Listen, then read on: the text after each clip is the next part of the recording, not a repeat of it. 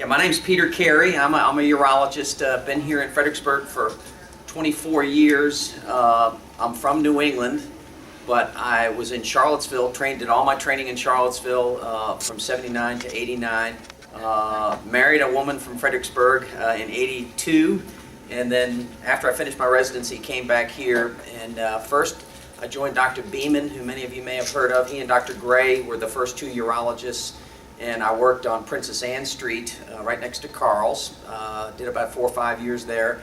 Then we moved into the Tompkins Martin building next to Mary Wash.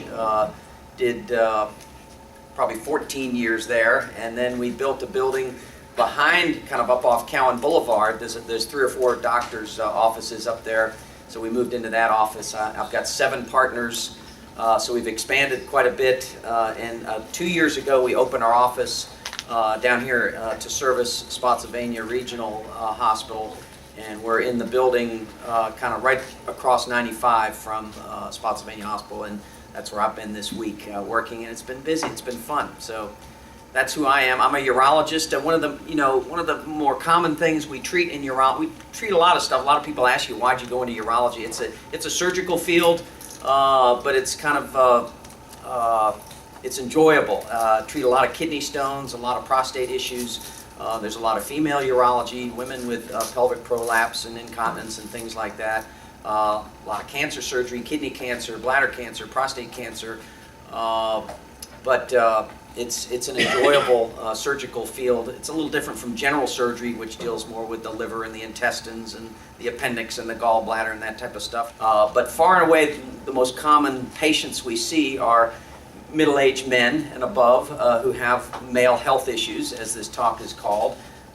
Most of them pertain to the prostate. I had a couple of topics that I wanted to cover, and then I'll just let anyone ask questions. But 3 of the more common prostate problems we deal with are prostatitis, which is an inflammation of the prostate, primarily younger guys, and prostate enlargement.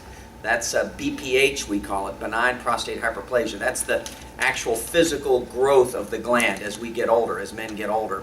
And then finally, prostate cancer, which is a completely separate item. And 2 or 3 of these conditions can coexist. A man can have BPH and prostatitis, or he can have BPH and prostate cancer. So it's not mutually exclusive. Men can have mixes of those 3 conditions. But let me just remind everyone of the anatomy. It's it's a little gland. It's part of the reproductive tract. It makes a fluid. It's a gland that makes a fluid, just like the salivary gland or the pancreas. It makes a fluid that is a major component of semen, which is an important part of male reproduction. Beyond that, it's a cause of a lot of troubles for men, during their lifetime. But it does have that important physiologic role. It's a reproductive organ. The urethra runs right through the middle of it. Okay, so for a man to urinate, the bladder has to contract. There's a sphincter muscle, it's called, which is runs right through the prostate. That has to relax in order for the man to empty his bladder. So that explains a lot of the symptoms. The urethra down below has no muscular function. It's just kind of a dumb tube that just allows the urine to pass through. But as men age, the prostate, for reasons that aren't really well understood, the prostate enlarges. When a guy is, let's say, 25 years old, his prostate is 20 grams roughly, which is about the size of a walnut. It's a very small organ in a 20-year-old. It can double, triple, quadruple in size, so that by the time we see a lot of our patients when they're in their 60s, 50s, 60s, and 70s, it's 40, 50, 60, 80 grams in size. So that's quite a bit of growth if you think about it. It's a similar kind of disease as women's fibroids. Women in their uterus will get these kind of rubbery tumors of their uterus called fibroids. BPH, the enlargement of a prostate in men as men get older, is a very similar process. If you think of those rubbery kind of muscular nodules that women can get on their uterus, picture the same occurrence happening in the middle of the prostate gland here. And what it does, as you can guess because of its location, is it pinches the urethra. It makes it, the prostate's growing out, but it's also squeezing the urethra here, so it's harder for that urethra to relax and harder for men to urinate. So as men get older and as this disease we call BPH, as it progresses, the bladder symptoms start to bother the man more and more and more. And those symptoms are, as everyone knows from television, getting up at night more frequency during the daytime, slower stream because you've got, this compressing effect on the urethra, and what's called urgency, which means when you feel like you have to go, you got to go very quickly, or else you may not make it to the restroom in time. All of those symptoms are what we call obstructive symptoms, and they're from BPH. As the prostate gets bigger, that's what happens to men. You can diagnose it with a history. You talk to the man and he'll tell you what his problems are. You have to do a rectal exam and you can feel the prostate is enlarged.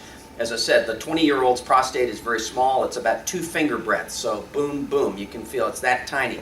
But as a man gets BPH, the gland may be literally that wide, almost like a small tangerine or a small lemon. It becomes physically quite enlarged. So physical exam helps. Sometimes we do a test called a flow rate, which we quantitate a man's urinary flow, and if it's low, then that supports the diagnosis that the man's obstructed and that he needs some help for treating his BPH.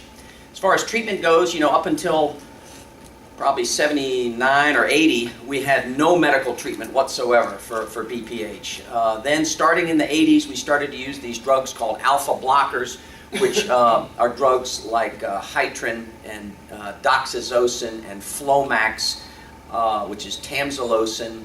And then also back in the 80s, another group of drugs came up that would actually shrink the gland. The alpha blockers don't shrink it.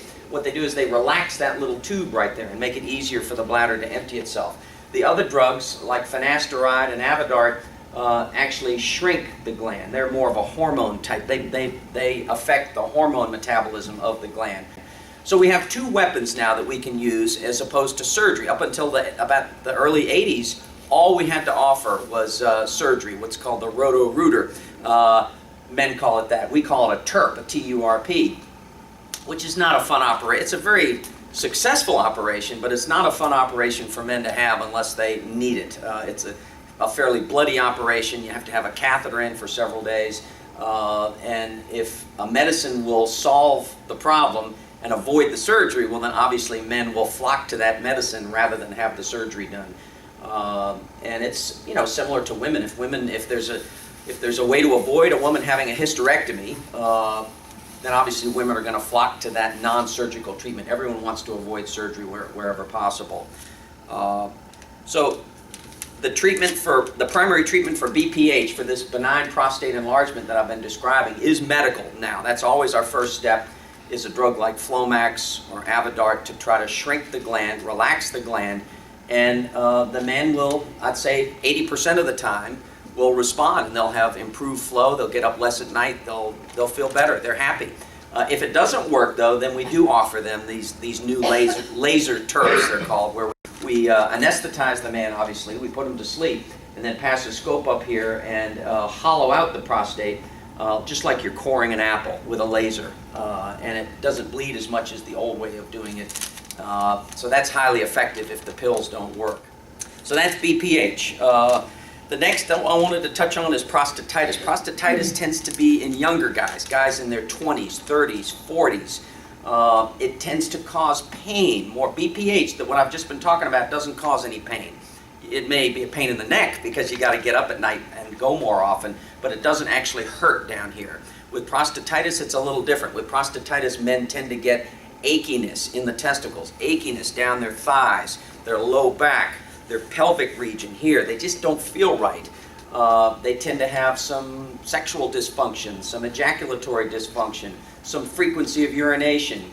So some of the symptoms do overlap with BPH. They will have more urination at night, a weaker stream, similar to the BPH. But the problem is not that the gland has doubled or tripled in size like in BPH. The problem is that there's an inflammation in the prostate, which is causing all of these symptoms. And that inflammation can be due to a bacteria, which is why we often give antibiotics for prostatitis. Sometimes it's not due to a bacteria. We don't know why the gland is inflamed. We see it, for example, in guys that do, that get on a fitness craze and they'll do 500 sit-ups or crunches in a day. Anything that you're constantly pushing with abdominal pressure on the prostate gland or heavy lifting, things of that nature, that can cause the prostate to become inflamed and irritated and painful as well. But the diagnosis is generally by history and physical exam. There's no blood test that proves it. There's no x-ray that proves it. And the treatment, as I said, is usually usually with antibiotics and anti-inflammatory medicines like Advil, basically. Drugs like Celebrex or Advil or Motrin or things of that nature. So that's prostatitis. The final one I wanted to talk about is prostate cancer. Prostate cancer, is a big item in the news over the last 20 years. It's extremely common. It's the #2 most common cancer in men. But the good news is it ranks probably 9th or 10th in terms of cause of cancer death. Now, what does that mean? That means a lot of men die with their cancer, prostate cancer, rather than from their prostate cancer. And we've known that for many, many years. It's a very slow-growing cancer that oftentimes is not lethal. However, back in about 1980, we found this blood test called prostate-specific antigen. And someone discovered that in men with prostate cancer, this protein, which, by the way, PSA is a protein made by the prostate gland, okay? If you collect prostate fluid, let's say from a man's semen, it's got huge amounts of PSA in it. Well, a little bit of it leaches into the bloodstream, okay? So if I draw blood from a patient, there'll be a tiny amount of PSA, prostate-specific antigen, it's a protein, in the bloodstream that came from his prostate gland. Well, it was discovered back in the early 80s that men with prostate cancer leak a little more of this PSA substance into their bloodstream. So instead of having a PSA of 1 or 2, they have a PSA of 5 or 6 or 7. But it's not specific for cancer. That's the problem with it. It can be high in men with BPH. It can be high in men with prostatitis. But it was used starting in about the 90s as a screening tool for prostate cancer. And it's highly effective at finding prostate cancer. The problem you're hearing about in the press nowadays is that we kind of got too good at finding prostate cancer. We found a lot of prostate cancers using PSA screening in men who were never going to get sick from their prostate cancer, who don't need to be treated for their prostate cancer. So the estimates are that in our country that we're kind of over-treating almost half, 40% of the men who we diagnose with prostate cancer don't need to be treated for their prostate cancer. But what we're finding now is that the younger guys especially should be screened, guys in their 40s and guys who have a family history of prostate cancer. If your father had prostate cancer, or if you're African American, or as I said, men over 40, we recommend a PSA as a baseline, and then every couple of years thereafter. We probably shouldn't be screening men in their late 70s and 80s and why is that? Because some men in their 80s come in and I try to explain this to them and they get very angry. They say, well, my life is worth just as much as a 45-year-old man's life. And that's absolutely true. But we don't want to find, as I describe it to men, we don't want to find in an 80-year-old, we don't want to find a little speck of prostate cancer that big. And that's what PSA allows us to do. We can find tiny little cancers in men. Well, if we found that in an 81-year-old who, like Warren Buffett, this was in the news, Warren Buffett was just diagnosed with prostate cancer. Okay, he's 83 or 84. Then you're going to be tempted to treat that little small cancer. Okay, well, the problem with that is the treatment, the studies have shown the treatment of prostate cancer in men in their 80s is usually worse than leaving the cancer alone, because you can get terrible side effects from the radiation or from surgery or from things of that nature. So the experts worldwide on prostate cancer are trying to move shift the emphasis to guys in their 40s and 50s as far as cancer screening goes. Prostate cancer doesn't typically cause symptoms. In other words, it's just a little speck of cells that big sitting in a man's prostate. He's not going to feel that he has this growth unless it gets really advanced, which doesn't happen very often. Usually we're finding prostate cancers much more now from PSA screening at this very small early stage before it causes any symptoms. And it's similar to women who get screened for breast cancer with mammograms.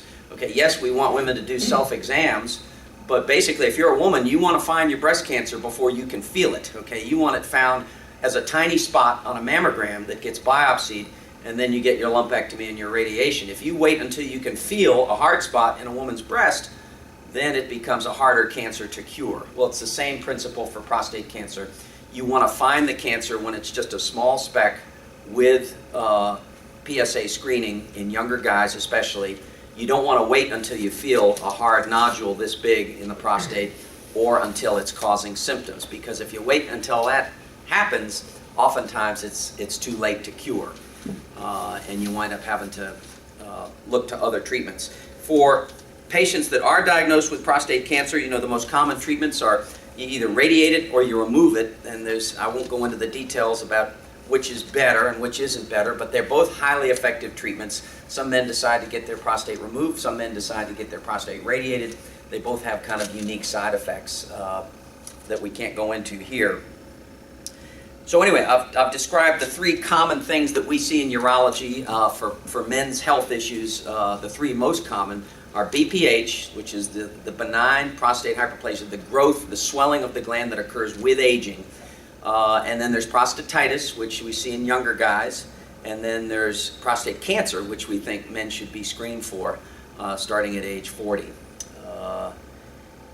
That was the majority of my talk. I can talk about any other subjects that you guys want to talk about. I can talk about kidney stones, about ED as it's called. I can talk about anything else that people are interested in. But thanks for listening. Yes, sir. I don't think so. I think BPH you see in all races at roughly equivalent amounts, but prostate cancer is much higher in certain races and tends to present at a later stage in certain races. And there's been a lot of work done on diet. For example, Japanese males have a low rate of prostate cancer. Is there something in the Japanese diet, with their rice consumption or with their lack of certain foods that they're not eating that protects them from prostate cancer? There's been a lot of research about that. But to answer your question, no. I think the increased risk of prostate cancer in African Americans is not associated with a higher risk of BPH or prostatitis, the other condition. There's been books written about that recently. It's very difficult to prove that diet, as everyone knows, do cell phones cause brain cancer? Well, one study says yes, they do, and then 2 years later a study says no, they don't. For prostate cancer, it's quite similar. Every 5 years, there's a new diet element that is either touted as a cause or a prevention for prostate cancer. But most of the emphasis has recently been going on vitamin D as a protector against prostate cancer, selenium in the diet, zinc in the diet, things of that nature, saw palmetto. There is some rough evidence that those can protect a man from prostate cancer. To answer your question, they tend to run together, but there's no cause and effect between BPH and ED. For prostate cancer, yes. For benign prostate enlargement, this TURP that I described, the Roto-Rooter that men call it, has been pretty much the same operation for 80 years. Now we have new ways of doing it. We use lasers now. We don't go in with a scope anymore and trim away tissue or cut away tissue through the scope, which is what we did for 50 years. Now we pass the scope in here and we hollow it out using a laser.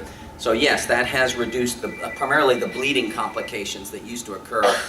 For prostate cancer, there's 10 different ways to remove the prostate for cancer, and the more recently developed techniques have decreased the side effects, if that's what you're describing. What's called the Da Vinci, the robotic technique, has decreased blood loss and decreased pain, so men go home quicker.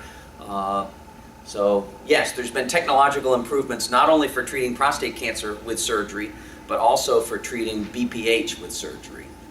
If you look at what kills men, it's far and away high blood pressure, high cholesterol, overweight. I mean, those are the three big killers of men that cause heart disease. And so you need to go to your internist or your family doctor and get your cholesterol checked, your LDLs, your HDLs, stop smoking if you smoke, and mostly it's blood pressure. Blood pressure is the big killer in this country, and it's been recognized since the 1950s. And we have all these great drugs now to control blood pressure. So far and away, that's the most. As far as cancer screenings go, it's the only ones that have been shown to be effective. Really, is the main one is colonoscopy, just as it is in women. What age do you start that one at? I'm not a gastroenterologist, so don't quote me, but most people say unless you have a history of some kind of familial, there's something called familial polyposis of the colon, unless you have something like that, most people say age 50. You should get your initial evaluation by a gastroenterologist and a screening colonoscopy, and if that's okay, now they've become less stringent about follow-up, which is good. They've stretched it out to 7 to 10 years now between colonoscopies. So that's wonderful. For women, you would add in, obviously, mammography, but colonoscopy is important in women as well. But screening for lung cancer has not panned out. You know, there's people that have said, well, should we get chest x-rays or CAT scans every few years on men and women, and that hasn't panned out. Pancreas cancer screening, stomach cancer screening, none of it has been shown to be cost effective. And even prostate cancer screening is up for debate. There's people that feel PSA screening for prostate cancer is unnecessary and doesn't save very many lives. In urology, we disagree with that. And we think the data in the years ahead will clearly show that it does reduce mortality, just like mammograms reduce mortality for women from breast cancer. But in urology, we don't quite have the data. The data's not quite mature yet. All right. This has been great. Okay. Yeah, I hope it makes sense, some of it.